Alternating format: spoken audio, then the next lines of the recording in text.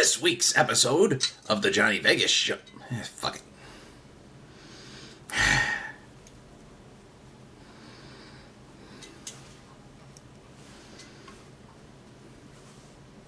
One more time. This week's edition of the Johnny Vegas Show is brought to you by rampant alcoholism.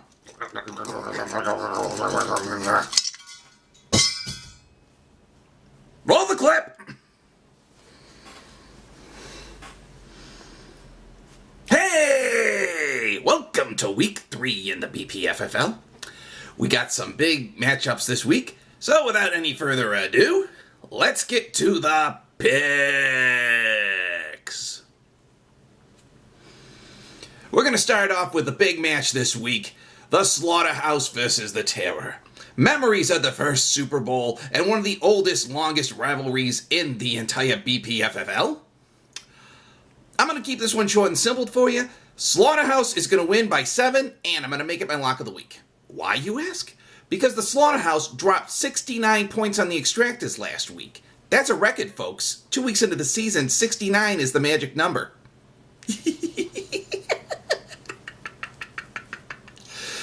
But seriously, Philip Rivers to Larry Fitzgerald is a great combination, and let's be honest, this is not a Super Bowl. If it was a Super Bowl, you always bet on the Terror. But it's not. Slaughterhouse by 7.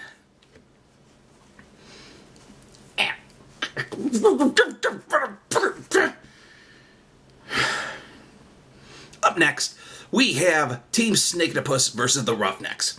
This is kind of an ugly matchup. Both teams are 0-2 this season, and someone's going to emerge a hero, and someone's going to emerge a GOAT. And by GOAT, I don't mean greatest of all time. I mean the thing that eats tin cans and poops a lot. And with that said, I'm going to give this one to the Roughnecks by 8. Because, let's be honest, the Roughnecks are 0-2. But unlike our... The fuck's that? Pop-up ad. Hillary Clinton's running for office, apparently. Back to my... fuck it. Take 2. Up next, we have the Snakeitopus versus the Roughnecks. This is going to be a hard...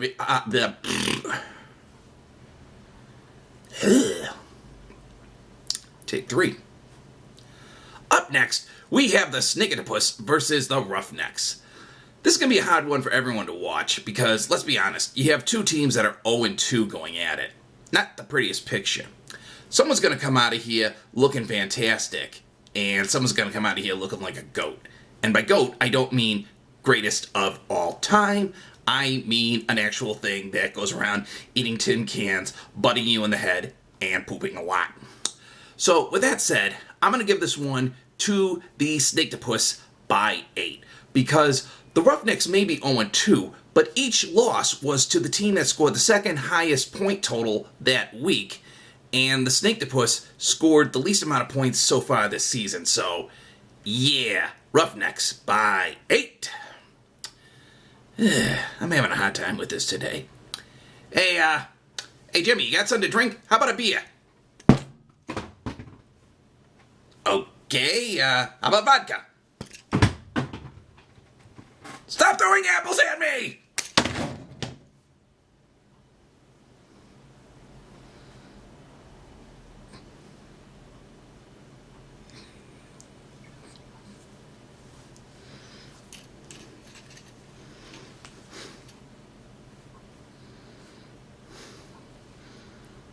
Up next, we have the Senators versus the Hangmen. This one I'm going to give to the Hangmen by 8 because last week Matt Ryan came out looking like a champ, and the Senators, while they are 2-0 in their division is very tight and very high scoring, so their grip on it is, shall we say, tenuous. Plus, you do not know about the legend of the Heidi Hangman. Once upon a time, in a small town of Hyde, New York, there once was a man they called the Hyde Hangman. The Hyde Hangman was a rather scary fellow. He would go around the roads and the crossways, catching people unawares as they drove at night. He would come behind them, slipping a rope around their neck and pulling on it till they was dead.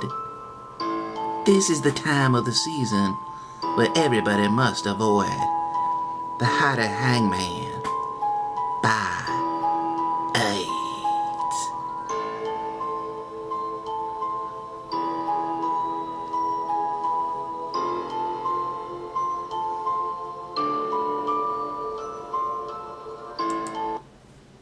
I think it's a good enough clip for Jake. Okay. Up next, we have the Vandals going up against the Thunder. I gotta be honest with you. I have got to take the Vandals by 6 in this one. Because, let's be frank, Big Daddy owns the Central Division. On top of that, the Thunder's bench is very thin this week. There's a lot of out suspensions and whatnot. And this is Big Daddy we're talking about. Man's a certified freaking genius. Check with Mensa. It's true. He plays chess while we all play checkers. Vandals by 6. And the last matchup to go up this week is certainly not the least. It is the A-Holes versus the Extractors. I'm loving this one. These are two teams that are very, very hungry for respect. And I'm going to have to give this one to the A-Holes. And they get the biggest point spread this week, 11 points. Reason why is Extractors have a very marketable weak point.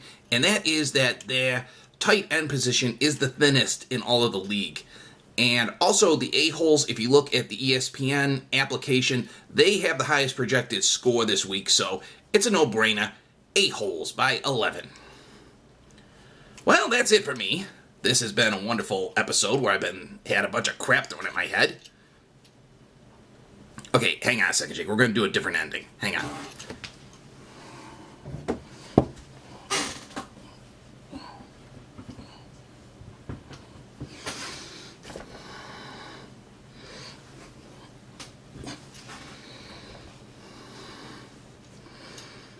Well, that's all the picks for this week. Now, if you'll excuse me, I'm going to go off and get me a soda.